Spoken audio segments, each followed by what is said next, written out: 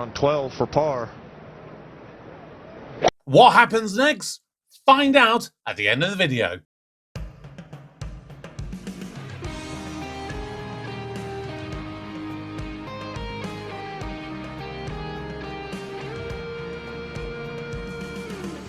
Hello everybody, welcome back to the channel. My name's Kevin, I'm a geek, you're watching Kevin the Geek. Welcome back to more Dave Gorman. It's Series 3, it is Episode 1, and it is just time for more just wonderful, wonderful observations into the world in which we live in that most of us will never pick up on. But somehow, Dave manages to do it.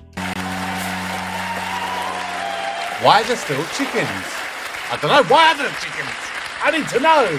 Hello and welcome to Modern Life is Goodish. My name is Dave Gorman. I've got a remote control, a big screen and a laptop loaded with things I want to share with you. And I want to start this particular show by talking about a controversial topic. Ladies and gentlemen, I want to start by talking about porn. Oh no! Not actual pornography itself. I want to talk about the word porn. I'm going to get copyright strikes. Being used, especially by journalists. People have started attaching it to other words, so you get phrases like property porn and food porn and car porn. I've heard of food porn. I've never heard of property porn. Is that a thing? Well, I mean, clearly it is if Dave's talking about it. This is an example, if you know what I'm talking. This is the New York Daily News. It's an article about Top Gear, and as you can see, they've captioned a photograph of little Richard Hammond in a fancy car with the phrase "total car porn." Yeah, I've kind of heard of that. Yeah, Not as cars, common, food vans. And they've reviewed the show as a visually pleasing hour of car porn. And then you get this in the Daily Beast, looking at the problem with food porn tourism. Yeah. And of course, there is property porn, which, according to the Mail, is the UK's favourite new guilty pleasure. And here's someone in Stylist talking about how she's now addicted to property porn. Property porn is even in the dictionary. There it is.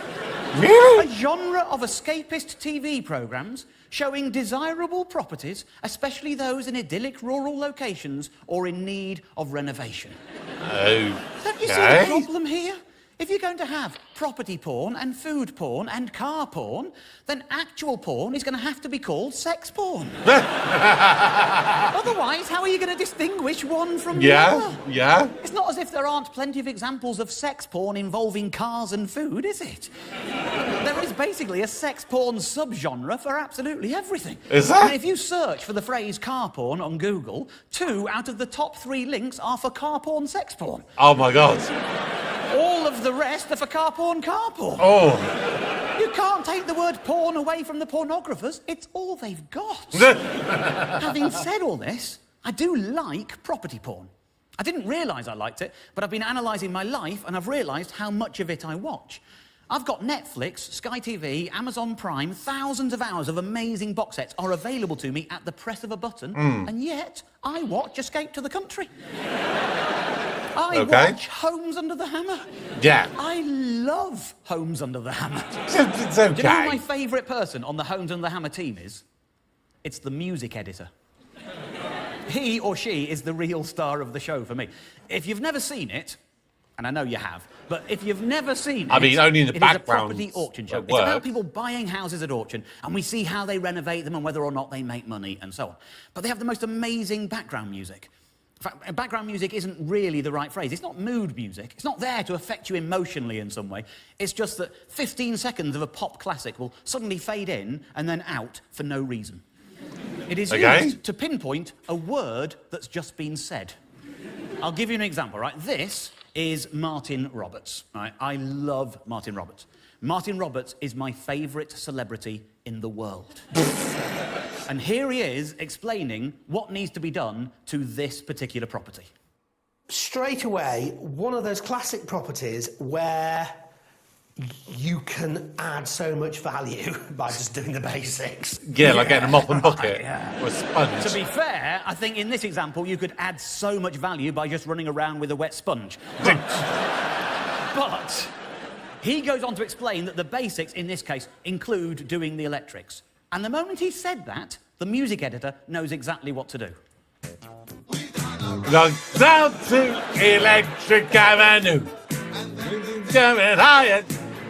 And that's That's it. It's up. That's all that happens. They just do that and then it's gone. Here's another one. This is one of the other presenters setting up a real beauty. But something I'll never tire of. I love a game of tennis, and I just think that has got to be one of the best views, looking out of this beautiful sash window out onto the tennis courts. Amazing. Yeah, look at that view.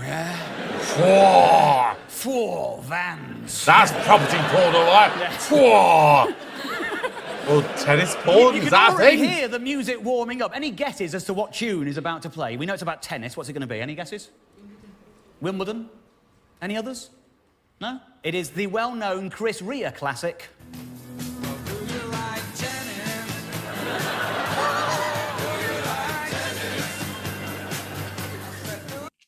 I don't know. I think literally the only song I know of Chris Rea is that Driving Over Christmas. Turn it up, Dave. I love Chris Rea. Yes, I do. What the hell is going on there? What the hell is that? It's amazing, isn't it? Incidentally, I don't know if any of you spotted the detail there. It is worth just dipping back into this one just to show you the detail. Look at this. Yes, I do. What the hell's going on there? Is it a piss? There's a man pissing in a bush. This is daytime, for crying out loud. What the hell is that? Always check what you're This next one, recording. This is my favourite example ever. I absolutely adore this. It is worth pausing. Oh, yeah, to Dion acknowledge Dublin. That man is former Premier League footballer Dion Dublin, Yeah, such a who has joined the show in its 19th series. Yeah, such a as random one of the career new presenters. trajectory. That is the strangest career trajectory I've seen in a while. This is the clip. Have a look at this. You can actually knock that wall down, have the diner and the kitchen all as one. Great family space, and the parties always end up in the kitchen. Do they? No, my house I Set that up don't. pretty perfectly, hasn't he? Anyone know where we're going next? Jonah Louis, all the time in the kitchen at parties? You're wrong. Oh no. They are crazy cats at Holmes and the Hammer. This is what happens next. And the parties always end up in the kitchen. When it's time to party, we will party hard. What the hell is going on there? What the hell is that? Do you know, I'll tell you what that is. That is a song by a man called Andrew W.K.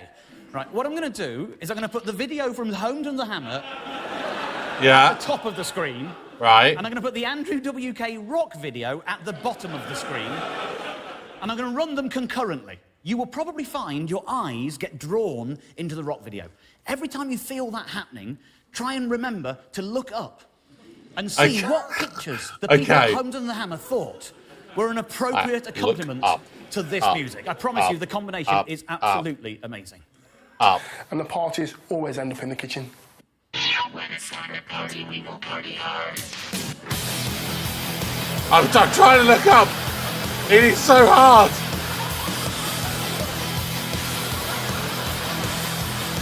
That's it, Basu and a jumping man. Look at this. This is at 10 o'clock in the morning on BBC One. Do you know, the thing I admire most about Holmes and the Hammer is how much television they are able to make with so little content. You don't really notice how little is happening normally, but I was watching it one morning a little while ago, and the phone rang. And I didn't turn the TV off, I just muted it while I took the call. And every now and then, I'd look up. It was really instructive watching it with the sound down. You suddenly realise how little show there actually is. Every time I looked up, it was just footage of a stranger walking into a room awkwardly, looking at the ceiling, saying nothing, and then walking out again. There's just loads and loads of this. It's all it is. It's really spooky if you haven't got the context of the weird music and the voiceover that they're adding to it. If you watch one with the music and the sound, it sort of makes sense. Sometimes there's more than just simple profit to be considered. So now that Jag is master of his own time, what does he need to That's just a man walking into a room, forgetting what he's come in for, and then going out again. Just to illustrate how weird that footage is, I'm going to show it to you again, but this time I've taken their music off. I've taken the voiceover off. I've replaced the sound with what I think is sort of authentic, actual sound. It takes a bit of listening. Listen closely. Okay.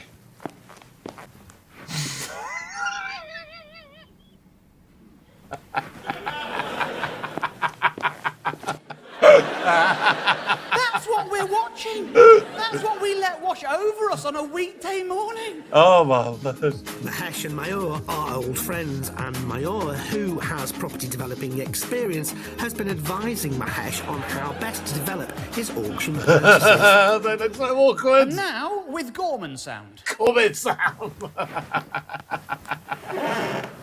Oh, the creaky floorboard, that's a nice touch. When would anyone behave like that in real life? But the thing is, they're very clever. They make you stay with the show. They hook you in. Sometimes I don't even think I'm watching it. I don't think I care what happens to a property. But I do. I must do. Because they never show you how someone's renovated the property immediately. They always tease you with it. The presenter will do a piece to camera where he'll lean casually against a doorway, sort of like that, and say something like, well, Steve's got big plans for this place, but a very limited budget. So how will he get on? And then he says the magic words.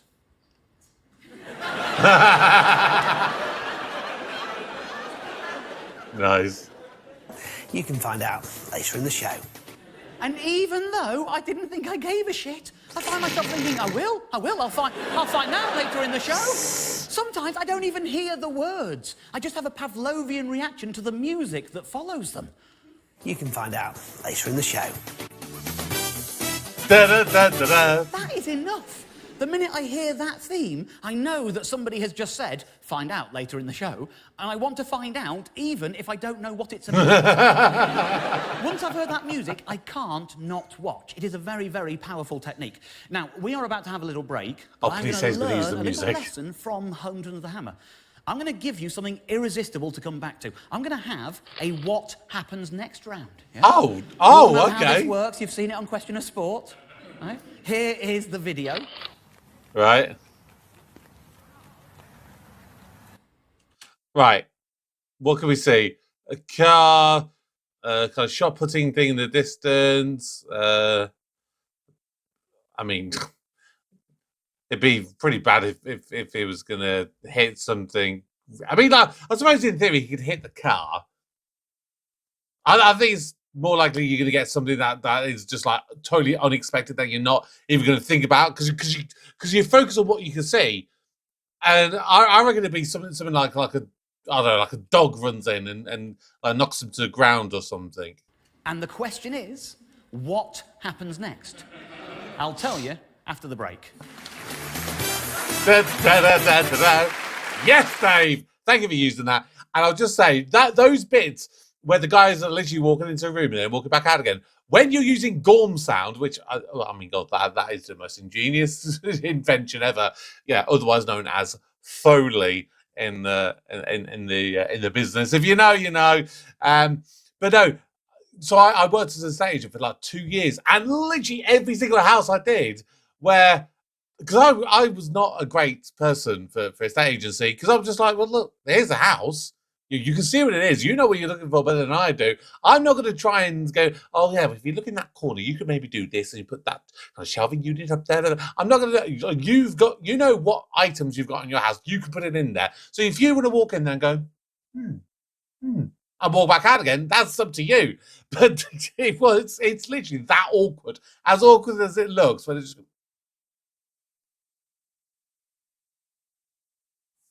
bit of mold up there. That is literally as awkward as it gets.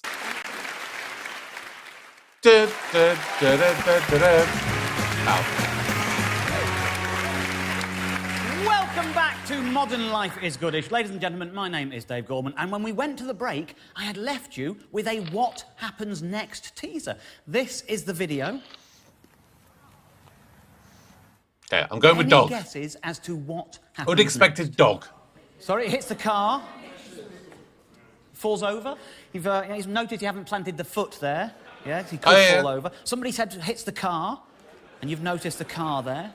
When I first ran through the office, when I first showed the people I work with, one of them who doesn't understand human strength thought it might be to do with the floodlights. It's not that. It's not that. No, the correct answer, Liam, I'll show you what happens next, is he throws a javelin without consequence. And none of you got it. How weird is that? If you think about it, it's the obvious answer, isn't it? I mean, if you think about the number of times you've seen a man with a javelin running up a track like that, what's happened 99% of the time is that he has thrown the javelin. And yet, none of you guessed what is clearly the most obvious answer. Yeah? Why not? I suspect because you were expecting a surprise. And isn't that a weird idea? A surprise that you're expecting. A surprise that you're expecting surely isn't a surprise anymore, is it? I think the surprise in this day and age has become an endangered species. I think we are witnessing the death of surprise. I'll show you what I mean using one of my other favourite property shows, Escape to the Country. They've got loads of different presenters. My favourite is this chap. His name is Alistair Appleton. He's basically Michael Owen without the charisma. Lovely chap. They start each show, it's always the same sort of thing. They start with a little tease about where they are.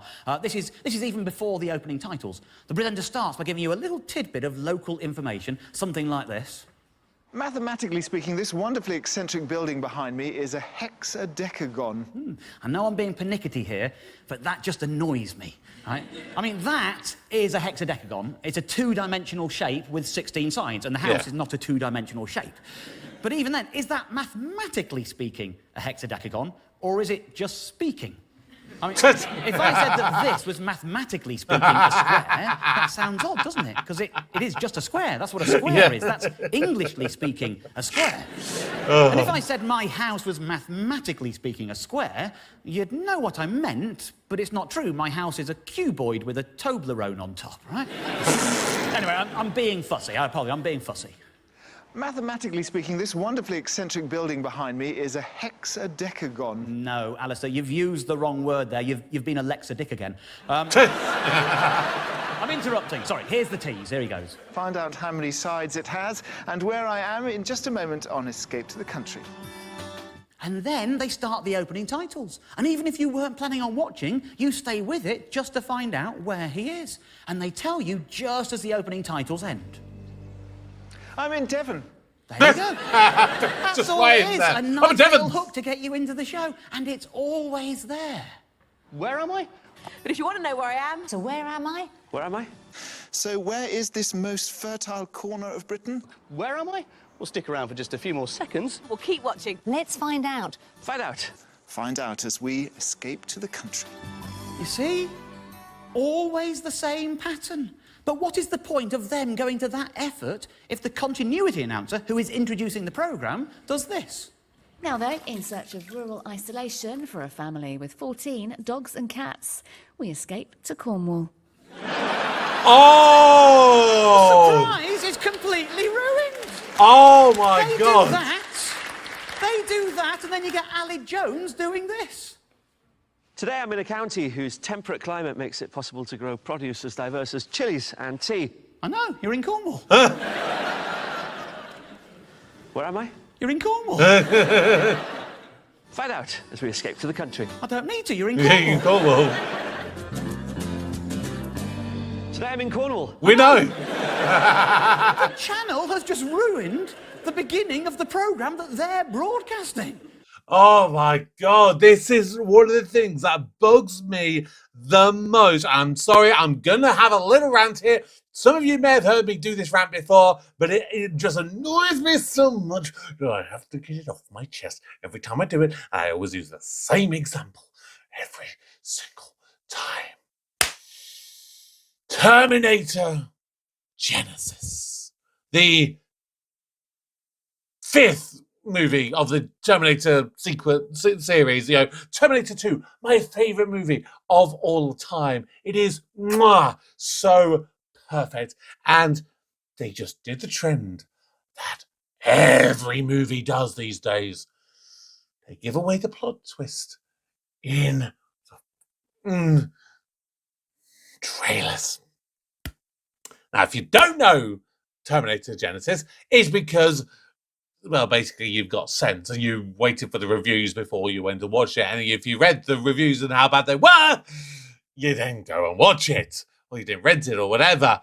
But fundamentally, the whole point of the Terminator series is the humans versus Terminators. The Terminators trying to kill them. And of course, all the humans revolve around one man. One man saves the human race. to prevent them from going extinct against the machines and artificial intelligence and the Terminators. And that man's name is John Connor. John Connor, the savior of the human race in Terminator Genesis, gets turned into a Terminator.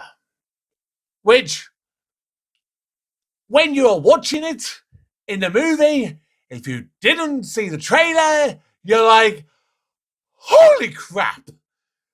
Oh my God, what the hell is this? Because you grow to know him, you're like, oh, it's John Connor, he's safe, he's a savior of the human race, we can trust him. What? He's a Terminator? But when you reveal it in the trailers,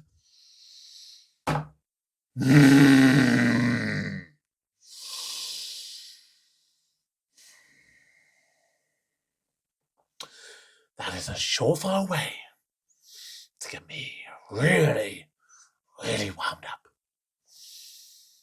I'm sorry. And Zen. Now on really, will a swimming pool and a vineyard seal the deal in Wiltshire? We escape to the country. Welcome to Escape to the Country. Today I'm standing on top of England's tallest cathedral. Oh, that must be Salisbury, that's in Wiltshire.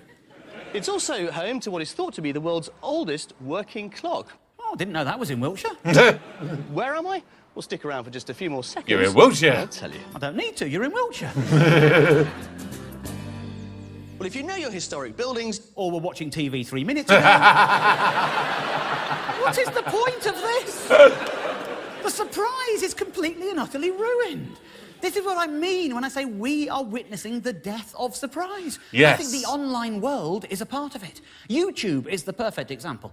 I don't think anyone can keep a surprise on YouTube. Videos routinely have titles that explain exactly what's going to happen in them. I'll show you what I mean. This is a video about a former basketball player turned pundit by the name of Shaq. And the video is called Shaq Falls Over.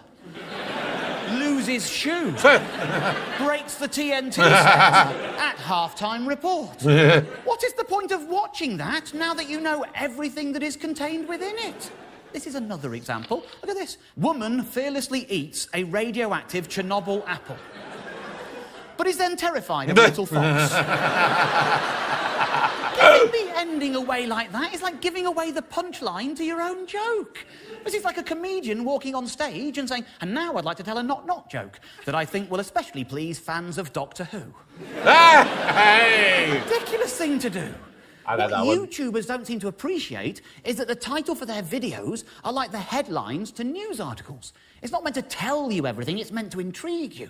It's meant to make you ask questions, it's meant to make you want to know more. This is what I mean. I'll show you a newspaper example, OK? This is from the Daily Mail. It's just a short story so that we can all take it in. Widow defies order to paint over stripes. Immediately, you have questions. What widow? Why is the house painted in stripes? Who's ordering her to paint over them? Where is it? Because they understand that that is the starter and that is the main. And if you read the story, it all becomes clear. There's a planning dispute. She wants to rebuild the house. She can't get planning. Now she's done this, and now the neighbours are upset, and so on. And you can see the kind of details. It's in Kensington. There are quotes. She says, "It is my house, and I'm entitled to do what I wish with it." And she brands her neighbours as hysterical. Imagine if all of those details were in the headline. There'd be no need to read the story, would there?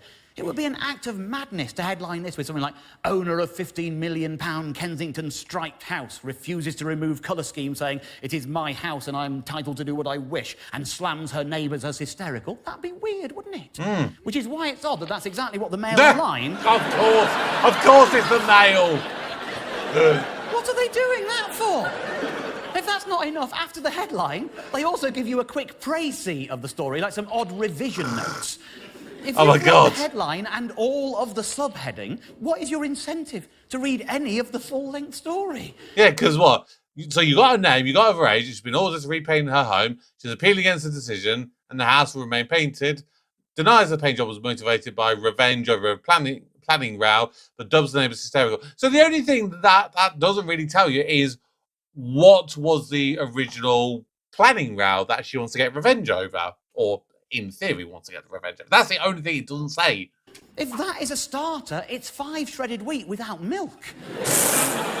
Just as with YouTube, I think this is down to the infinite marketplace of the online world. When you've bought the paper with cash money, you've made a commitment. But online, they feel they could lose you at any moment, so they have to offer up everything straight away, which means they kill all their own surprises. Now, maybe I'm alone in wanting to be surprised. No, you're not. On YouTube, you're definitely not. People are giving away surprises, and the surprise is useless. And yet, millions of people click through. Take a look at this. The title for this video gives away exactly what happens. And as you can see, 4 million people, near enough, have watched this video. And the title is Man Cooking Egg Omelette, which incidentally is my favourite flavour of omelette. Definitely in my top 3, an egg omelette. And giving it to customer on bread. That's the surprise. Why have 4 million people watched that?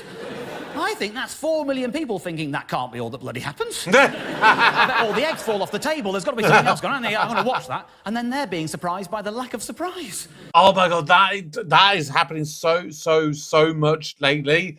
Like, it really lends itself to the long and the short term. The short form videos, like on TikTok and like YouTube Shorts and stuff. Like I was watching one earlier, and it was like I don't know what, maybe a 45-second video, and it's like learner driver fails her test in under 40 seconds. Yeah, and because it's like a 40-second video, you sort of feel compelled that you want to watch it. I'm like, oh, 40 seconds, I can watch 40 seconds, see what she did. That meant that she failed a test in literally 40 seconds. And literally, all it was like one of these dash cam footages of a woman in the car driving perfectly for 45 seconds. I'm like, that is just the definition of clickbait with that. But obviously, it's a different format of doing that now because it's a short-term video, and you literally have to grab someone's attention basically within like 3 seconds. But the other one, and they're the ones I hate the most. It can be like, I came across one about a month ago. There was about a 10-minute video, but it was one of these short ones. So I was very confused. 10 minutes or short? How is 10 minutes a short? I don't know. Whatever. But anyway, it was like this thing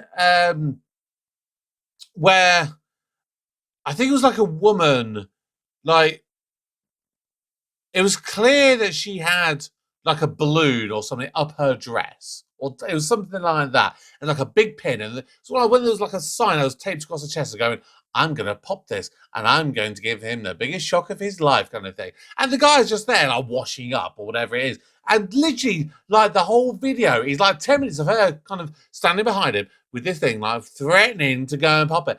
And then like he'll move to the side, he'll go and put something in the cupboard, and she'll sort of sneakily move out of the way so she doesn't get seen. Literally, it was 10 minutes of it. I kept scrolling through. I'm like, when does she pop this? Because I'm invested now. I need to know what the hell is going on. I am so invested in this now. I need to know what's going on. And it turns out that it was nothing. She didn't even bloody pop it. So, I mean, but they sucker you in. They really sucker you in on these things. Ladies and gentlemen, it probably won't surprise you to learn that it's time for a break. I'll see you on the other side. I'm going to literally talk that bit. I'm sorry. This episode is triggering a lot of stuff for me today. I'll try and not pause as much now. Welcome back to Modern Life is Goodish, where we have been talking about the untimely death of surprise. And it occurs to me that some of you might be wondering why I value surprises quite so highly. Why does this mean so much to me? And I think it goes back to a childhood experience. When I was 7 or 8, my class did a lesson on limericks. It's a fine way of introducing young minds to poetry. And our teacher, Mrs. Barnaby, asked us all to write a limerick. Now, I'm not pretending that this is a brilliant limerick. I was a kid. But this is the limerick that I wrote at the time. There was an old woman from Newton Abbot who developed a terrible habit. Everyone in the town wishes she'd dress as a clown and not as an imaginary rabbit, right? Now, I'm not saying that's brilliant. I was 7 or 8 or something. But if I had a 7 or 8-year-old kid, and that kid had the imagination to cope with the idea of somebody dressing as an imaginary rabbit, not as a rabbit, as an imaginary rabbit, I would think that was quite engaging. But Mrs. Barnaby didn't find it engaging. Mrs. Barnaby told me, a child of 7 or 8, that I was wrong. She told me that that is not a limerick. It bloody is a limerick, but I was told that it wasn't.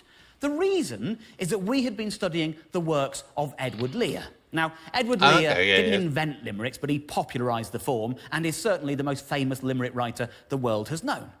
But, as shocking as this may seem to some of you, the 7 or 8 year old me found most of Edward Lear's limericks a bit disappointing. And you know what? The 44-year-old me agrees with him. Did you because most cry of about an Edward old Lear's woman limericks go called something Regina? like this. There was an old person in black. A grasshopper jumped on his back. When it chirped in his ear, he was smitten with fear. That helpless old person in black. Now, is it just me who thinks that that is cheating? Yes. And a little bit shit? Yes. If you're going to use the same words to rhyme at the beginning and end of your limerick, you've taken away your own power to surprise, haven't you? Everyone knows where you're going. He does it all the time. There was an old person in grey whose feelings were tinged with dismay. She purchased 2 parrots and fed them with carrots, which pleased that old person in grey. It's the same trick. You can replace that last line with anything else you want, and so long as it rhymes, you have improved an Edward Lear limerick.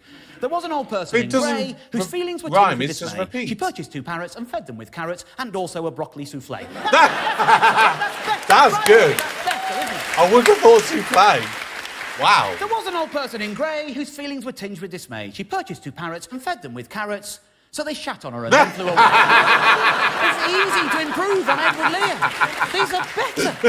Because not knowing how it's going to end makes the endings better. Yeah. I've actually now been inspired to write a little limerick of my own about Edward Lear himself.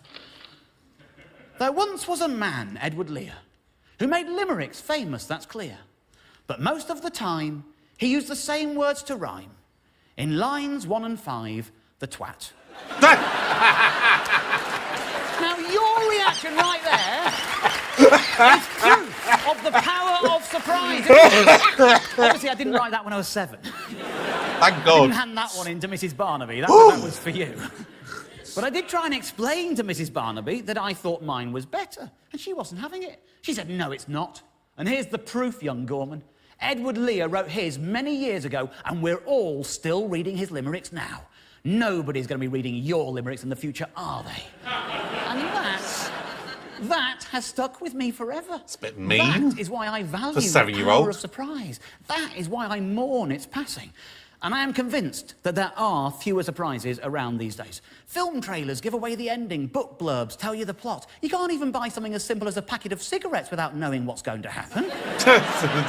This is the only reason I don't smoke.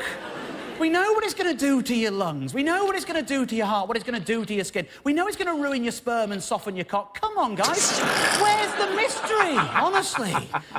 You can see how much power surprises have just by looking at the joy you get out of even a tiny little surprise. Anyone who's ever bought a Kit Kat that had no wafer and was all chocolate knows exactly what that basically just a Yorkie bar? The surprise is a part of what makes these things nice, isn't it? I was staying at a friend's house a little while ago.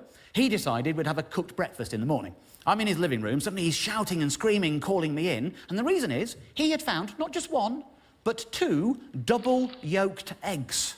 Oh, 2 double yolkers. Wow, indeed, sir. Now, I don't think a double yoker is much better than a single yoker, but that definitely made us happy. And I found myself telling everyone I met that day that I had had a double yoker for breakfast. I've never heard of a double yolk egg before. Is that a common thing? I mean, I guess in theory, like, it's not really any different to a woman having, like, identical twins or well, actually, no, because I think I'll be non-identical twins would probably be a double yolk, because there's 2 separate parts of that. Yeah, that would make sense. I think. I got a cab from my friend's house to the train station. I told the cab driver, and do you know what? It did brighten his day. It did. Really? Do you know what the odds are on getting a double-yolked egg? According to the British Egg Information Service, which exists, Good. It is 1 in 1,000. I don't know if that's right, but I decided we. I've had a lot more eggs than 1,000. I've never had one. Here tonight, ladies and gentlemen, if you look under your seat, you should find a box of eggs and a bowl.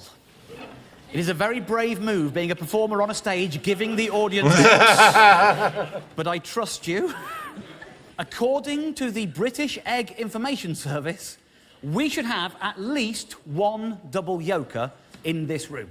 They say it's 1 in 1,000. We've got about 1,200 eggs here, OK? If you could all take your first egg and crack it when I give you the command. And crack your first egg. What's a noise? I can tell you this, by the way. I know that we're going to... We got one! No way! Fantastic! Let me give you a high five, sir. Give me a high five. No way! High five. This has got People to are be going to set up, complain, so surely. we're going to think we're wasting eggs. I will cook all of these eggs later into a nice, it's my favourite, an egg omelette. Oh, yes, please. Can I come? I'll serve them, but we got one in the first go. I'll tell you, well, we might have a second go in case anyone else can come in and take the prize. You can go again on your second egg as well, sir. Feel free to... Everyone go for your second egg. Go for it. No way! No, that... You are kidding me. That's got to be a setup. Okay, this is future Kevin here, and I'm interrupting this reaction just because this... Right, I don't know how to describe this, right? So basically, I've done a couple of recordings today. I'm literally just sitting down, start editing them, but also to have a very quick bite to eat. Got a pot noodle out from my fridge. Literally, I've just opened it. I've not even made it yet. The reason I'm interested is because you should have heard the shriek of delight or anything when I realised that I've effectively had a double yolker today. I've got not only 1, but 2 little packets of the soy sauce that came in the pot today. How random is that? Of all the days I do this, of all the pot noodles I happen to pick up, I mean, don't get me wrong, I don't value pot noodles as a nutritional meal, but, I mean, yeah, just what a random happenstance of coincidences. Sorry, back to the reaction. What's your name, sir? Lewis. Have you got a lottery ticket this week? That's a 1 in 1,000 times 1 in 1,000 right there. That is amazing. Or at least it would be. Damn it! If Marks and Spencer's had not started selling guaranteed double yolk eggs in boxes, and we happened to give you a box full. He was so exciting. You, Lewis, had the box. Did you hear his voice? But you know what? The joy of hearing some of you go, oh. At a single yolker is the mirror image of the joy you find when you find a genuine double yolker out there. And you had that joy for a moment. But isn't it slightly ruined by knowing you can just buy them? Yeah. Surely the joy of a double yolker is that you're expecting a single yolker. And how much the more minute you're expensive would they expecting be a to get double yolker, those? for it to bring you that degree of pleasure, it needs to have 3 yolks in it. It's an arms race of egg yolks. Of course, when they made this announcement, the press were all over it. It wasn't just in The Guardian, it was in The Telegraph, there it is. It was in The Independent, there it is. In The Mirror, it was in The Mail online, of course it was. The only thing you need to read in theirs is the headline, obviously. £2.75. Also it's there. Actually, that's not true. There is one bit of information in the Mail story that isn't in the headline. They explain how Marks and Spencer's are able to guarantee the double yolkers. What happens is they find the young hens that are more likely to produce the doubles, and then they look for the big eggs, and then they hold them up to very bright lights, and the light is so bright it reveals the number of yolks. Oh, right. People got so worked up about this story, they really did. Did they? And do you know what? What? I quite like it when people get upset about things they shouldn't really Do be you? upset about. I have delved into the bottom half of the internet Have you? to see what the people of Britain were saying about Did this you? subject. And I've taken my favourite comments and turned them into something that I like to think is more beautiful than the sum of its parts. Have you now? I've turned them into something that I like to call a found poem, which I would like to perform for you now.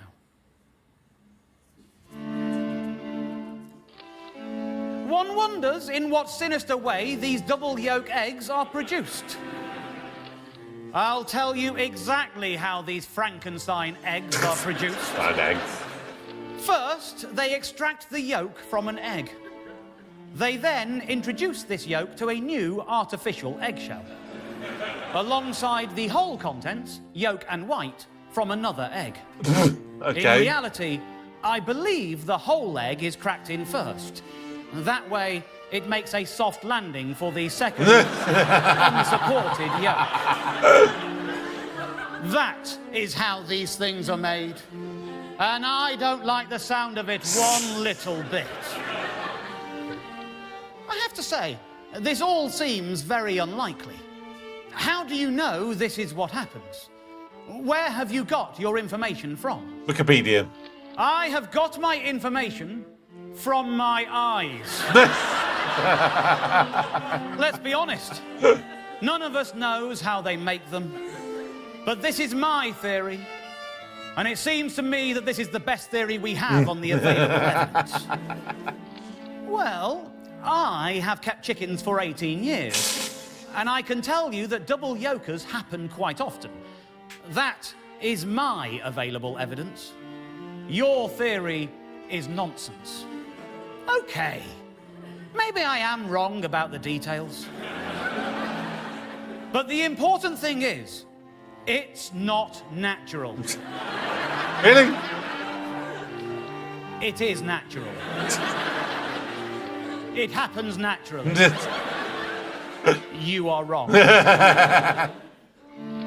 My hens only produce double yolks if they've had a fright. Are M&S going to go around alarming them on purpose? Probably, no, they're Marks and Spencer's. Poor hens. To know whether this is right or not, you have to really understand what eggs are. You have to know what eggs are really for. God, or Mother Nature if you prefer, gave us eggs for breakfast. If he, or she, or whatever, had wanted us to have 2 yolks in each egg, then all eggs would have 2 yolks. By that logic, surely it follows that God wants some eggs to have 2 yolks in. Yes, exactly. That is the point I was making.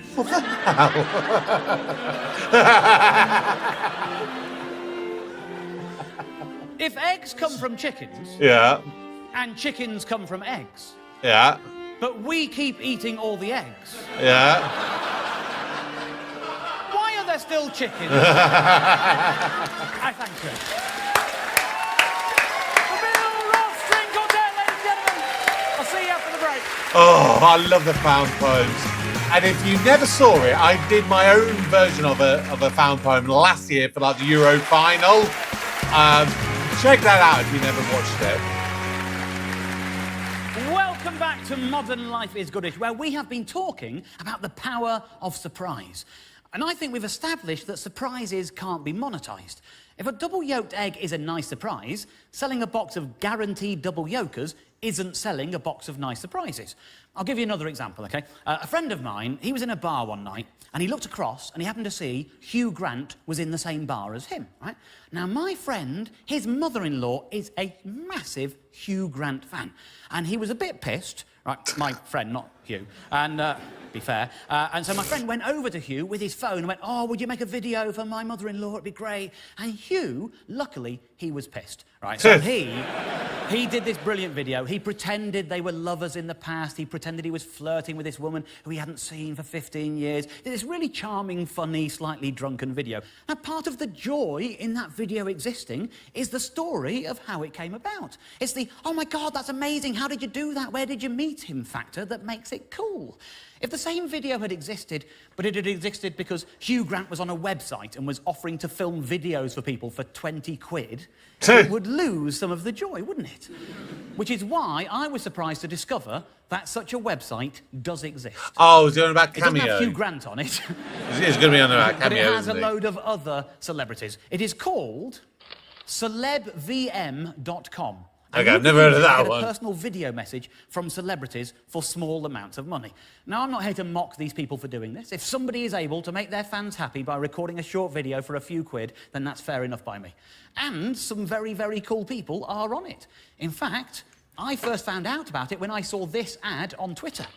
Connect directly and get a personal video message from your favourite celebrity, Martin Roberts. He is. That is my favourite celebrity. How do they know that he is my favourite celebrity?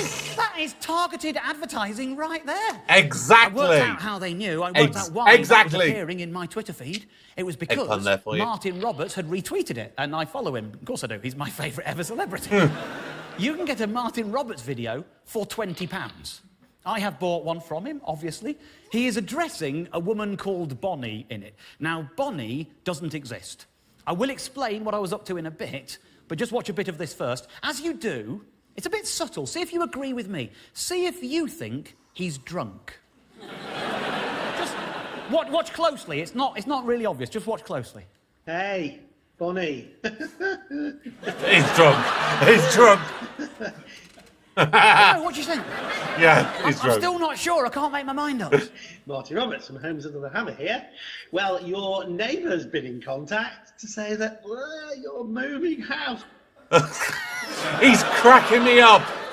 Now, be fair, that is 20 quid's worth of Martin Roberts right there. He is definitely giving value for money. He's very excited. And if he is drunk, I'm not judging him for that. Why the hell shouldn't he be drunk? He's allowed, isn't he? But as nice as this is, it could never be as nice as if you'd bumped into Martin Roberts and he'd done it on a whim as a favour. What makes Celeb VM interesting to me is how revealing it is of a celebrity marketplace. Because the celebs who take part can set their own prices. So we get to see how much they think is appropriate. Okay. 20 quid is the going rate for a lot of people. Chesney Hawkes, he's available for 20 quid. But he's not the one and only, because John Chalice, better known as Boise from Only Fools and Horses, he's also 20 quid. And be honest, right now, some of you who were thinking, oh, this is a bit sad, you're now thinking, I might get one of those. My dad would love a message from Boise. Yeah. I might well get myself a voicemail. I might do that. A voicemail. Some people are even pricier. Some people go up a bit. Pat Sharp, DJ, Funhouse legend, 25 quid. Funhouse? As are Paul and Debbie. But that is for the pair, so, you know, there is value there. Yeah, $12.50 each. Probably not the most up-to-date photo of Paul and Debbie. I don't know. Back in £20 land, you can get Terry from E17, or John from E17. Or if you want to get all of E17, you can get them as a job lot for 60 quid.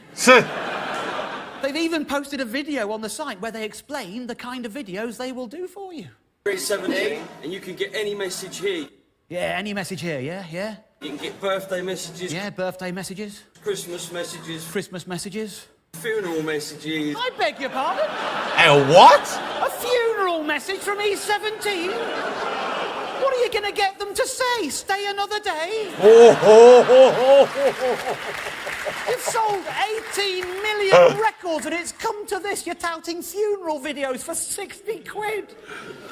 Now, here is a question. You have seen the different prices people are charging, OK? Some of them are on for a tenner, some of them are on for 15, some of them are on 20, some of them are on at 25. What do you reckon Sunita charges? Sunita. Where do you think she has pitched herself about 100 in quid, the I reckon British she would celebrity be. Like, a link to Any Simon guesses as to Cowell. what She's Sunita going to is charging? overinflate herself.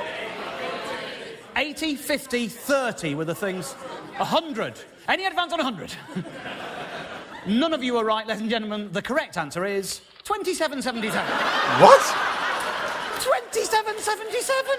What the hell is going on there? The people who behind the site, they've actually got a video on the site sort of touting for business, trying to persuade celebrities to get involved. But how much do you make? How much do Celeb VM take off the top? 85% goes to you. Oh, do you know what? That makes sense now, doesn't it? 85%. Just look, Sunita, 27.77, yeah? Minus 15%, 23.60. All makes sense now, doesn't it? Well, surely you'd want to go. Okay, right. So let's take the E17 guys for a second. Let's say you want it to be 60 quid. You know, you'd have to effectively work out in advance what like if you want to come away with 60 quid, like you have to work out what you basically take that to be to 85%. So you divide it by 85 times it by 100. That would give you the grand total figure, which, if my maths serves me correctly, that would be ballpark £70, 80 pence, there or thereabouts. Someone do the maths for me and put it in the comments. Let me know how close I was on that one. If £60 is 85%, what would 100% be? Put it in the comments. I want to know how close I am. What can you get for $23.60 these days? I've had a little look around, and I think it's quite a lot. In fact, if you're Sunita, that's a whole new wardrobe. Right? How amazing is that? Nice. I have got a little bit addicted to Celeb VM. I have bought loads of different... Oh, please have a euro on there. More than a dozen. I have spent way more than I should have done on Celeb VM. But with good reason. I will try and explain. I'll show you an example message that I got from Christopher Maloney from the X Factor, okay? This is what it looks like when you buy a video on the site. As you can see, you put your name or the person it's for's name up there. So I've put in, it's for my mum, Faye. Then you put your email address in there, and obviously I'm not going to show you that. And then you put your message in here. So I've put, this is for my mum. She's the most fun mum in the world. Her name is Faye. Every year, she makes us Christmas dinner while dressed as a clown. Right? Now, to be very clear, my mum doesn't do that. She's never done that. I just wanted to freak my mum out. And it really makes us all laugh, and we just want to thank her for being such a wonderful mum. Oh, also, she hates sprouts. That's not true either. As you can see, you're not able to send them a script to read word for word or anything. You just give them the information and you get back whatever it is you get back. So this is the video that got sent to my mum. Hi Faye, hope you're okay. My name's Christopher Maloney from the X Factor. I just want to say thanks a lot for all your support. Now bear in mind, my mum doesn't know who Christopher Maloney is. And that is the most laziest video that he's probably ever made. It's like, he's just 20 quid. Yeah, I'll just do it lying on my sofa. And that's not an insult to him. I hate the sneery world that thinks not being famous enough for people is some kind of insult. She doesn't watch The X Factor. Why would she know? No part of this is designed to belittle him. All it does is go some way towards freaking my mum out when she opens an email and plays this video from a man thanking her for support she hasn't given him. Here's a lot about you from your children. OK, my mum's got 4 sons. Imagine you're her. Immediately, your interest is piqued. Oh, what's he heard from my kids? That you cook Christmas dinner wearing a clown suit. What? No, I don't. Why are my children telling strange men I cook Christmas dinner in a clown suit? This is my favourite bit. I know that you hate sprouts, and I just want to wish you all the best, and I hope to see you soon. Mwah! Is there any other context in which someone would send that message to another human being? It's only when someone only knows 2 facts about you that they would leave a message saying, "Hi, just hope you're all right. I hear you hate sprouts. Bye." What's that? Now, there are 2 reasons why I got this particular message from Christopher Maloney from the X Factor. One of them, freaking my mum out, worked. The other one didn't work. I was trying to get him to use specific words. I was trying to get him to use the words dressed as a clown. And as you can see, those aren't the words he actually used. You cook Christmas dinner wearing a clown suit. See, he hasn't used the words given to him, but that's the way it goes. And it's because I had a few failures like that I've ended up buying loads more videos than I originally intended to. Because there is no way of making them use the exact wording. Of course, I had some successes as well. I got one of the phrases I was looking for out of Pat Sharp. I'm afraid I've also got to tell you off slightly, let you know that you've developed a terrible habit of looking at your phone all the time. Now, if you haven't worked out what I was up to yet, I think this next video will definitely give the game away. I had to get one from Boise, didn't I? Of course I did.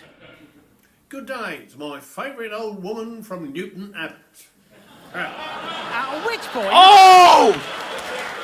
At which point... I'm pretty sure you've probably joined the dots and worked out where I'm going. So allow me to present to you, but mostly to Mrs. Barnaby... Oh! That is how you do a surprise! Where you just plan the scenes early on. You do it long enough that you've forgotten all about it, so that when the reveal comes... Oh! Yes! Yes, yes, yes! Celeb VM message.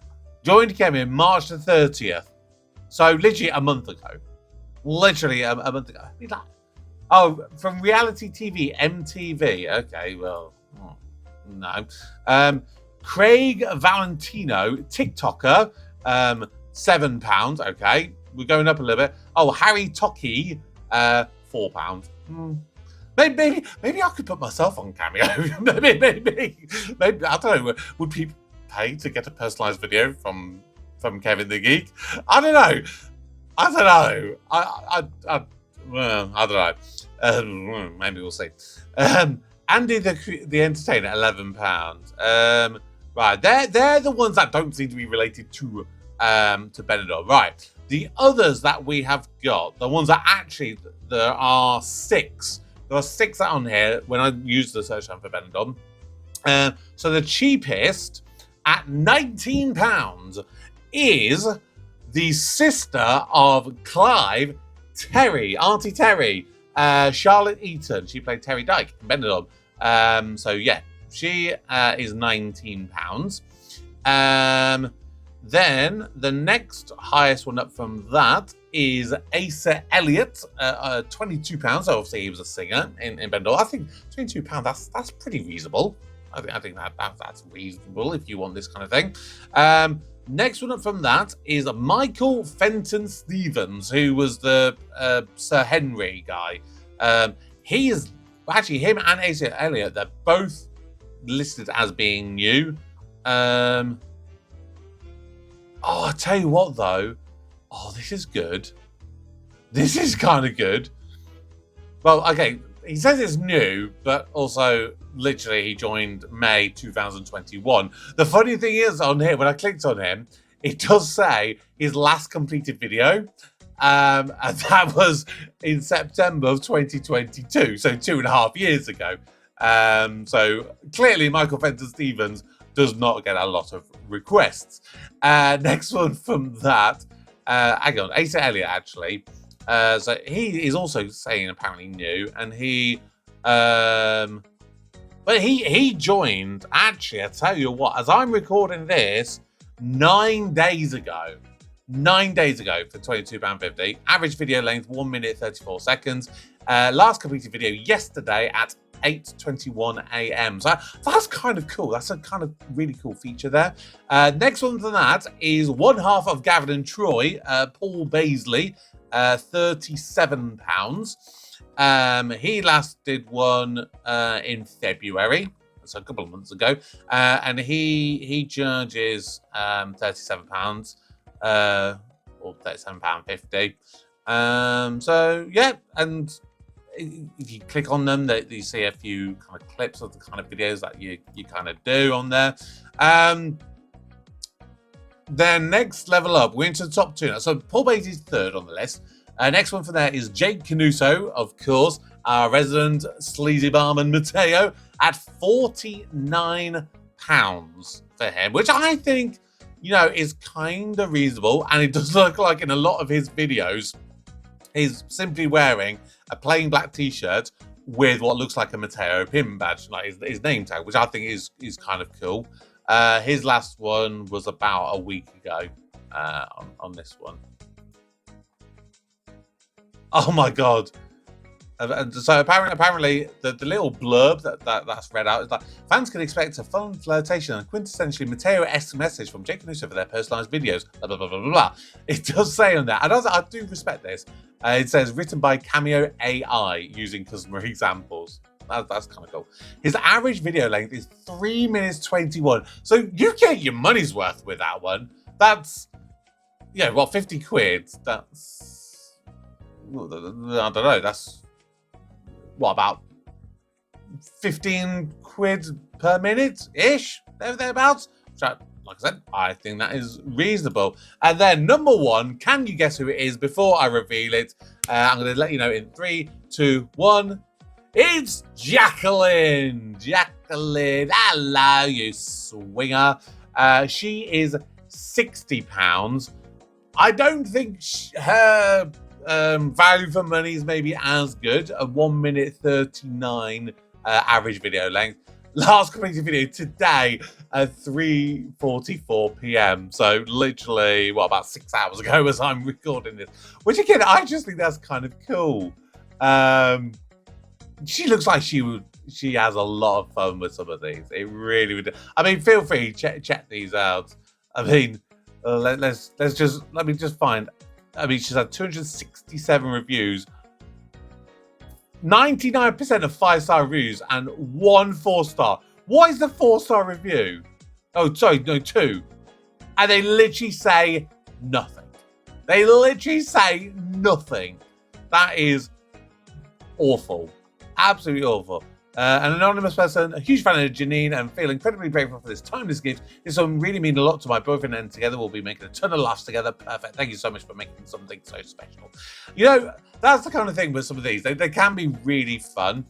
At the same time, like I said, you know, with some of these prices, they can be at a point that you're just like, I don't feel I can get any value for money out of them. And the biggest one that I take as an example, I mean, let me bring him up.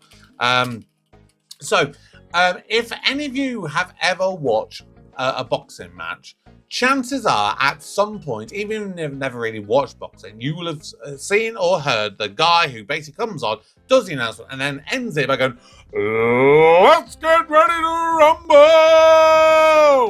That guy, his name's Michael Buffer. So basically, my best friend, he got married last year. And as the best man, I thought, you know, I was trying to think, what ways can we make the day special? You know, what little things can you do? And the thing that sprung to my mind very early that I really thought I would have loved to have done. Do you know the moment where the bride and groom, they walk in, they've done this sort of meet and greet at the door kind of thing, all the guests go in, they probably then go outside, have a few pictures done with a photographer, and then they walk in and it'll be like the best man or the DJ or whoever, say, "Ladies and gentlemen, please welcome Mr. and Mrs. Joe Blogs." Yeah, that kind of thing, yeah. And it's kind of nice, it's kind of a bit of a ceremonial thing. And it got me thinking, could I get Michael Buffer to do like a welcoming thing? Like that would be so cool for him to do that. I mean, not only would it be cool for him to do it in general, but my best mate, he is the biggest boxing fan ever. His wife, well, not so much. You know, she's just like, well, I'll take it or leave it. But he's like big on it, and his dad is big on it. And I thought, could we maybe do that? You know, could that be a fun thing to do? And then we get into records, you play it at the wedding and everything. Now, the price that is set now. I mean, again, talk about value for money. Average video length, 39 seconds. That is it, 39 seconds. His price, again, at present, is, well, it says plus. So I'm guessing there's different price levels depending on what you're wanting. But it's £281.25 plus. Now, at the time that I looked at it, which would have been about somewhere between September and December of 2023, because it was May 2024 that they got married, that's when I was looking at it. And at that point, he was charging about £500 for this cameo, which, again, is very well regarded, and it's the kind of thing that, that can be a very easy buck for him to make. Very good. Like, his pay compared to the amount of work he does is got to be so incredible because he's so iconic now. But yeah, something like that, I was like, that would be the most incredible feeling, to see my friend's face as he walks in and like we're playing this message and everything, and he gets kind of welcomed in. But it was twinged also with that feeling of how it would feel for me the day after, looking at my bank balance and going, I've paid £500 for effectively about 30 seconds worth of footage. Which again, if you break that down, that would work out probably, if the calculator on my computer is right, £16 £6.66 per second. Per second. Yeah, wow, yeah. There was just no way I could justify that. I mean, you talk about, that's pretty much that is what Jake Canuso as Matteo was charging per minute. Michael Buffer per second. I know which one I'd rather get the value of the money for, but I mean, hey, let me know if you'd ever want a personalised message. Maybe I'll put that on my Patreon. Maybe I'll put it as a thing, like going, hey, do you want a birthday message? Do you want a this? Do you want a that? You can buy a personalised greeting from Kevin the Geek. Oh God, some people probably would actually pay that. I can think of one person for definite. There's definitely one person I know who is a paid Patreon who I can guarantee would probably do that if I put that up as an offering at the very least. Maybe I'll put it up there. Who knows? I don't know. But hey, this is the question that Dave said, isn't it? Like, how much do you value yourself? I mean, I wouldn't know what to put on that. Do I charge £1 because I'm a boring reactionary YouTuber? Do I go? I think I'm kind of big on myself. I might charge a £5 or a £10 or £20. That's what these guys are performing. So I don't know. I probably won't do that. But hey, if enough people put it in the comments and say yes, I would pay for a personalised comment, then maybe I'll have to set something up, and maybe I'll have to do it. Oh God. By the way, one of the things I thought about whilst I was watching that video, when Dave did the whole what happens next thing, you will obviously know before actually reaching this point, at the very start of the video, I'm going to put in a what happens next thing. So if you want to know what happens next, here it comes. But for now, thank you so very much for watching. My name is Kevin. I am a geek. You've been watching Kevin the Geek. Goodbye. That's all for me, yokes. For par.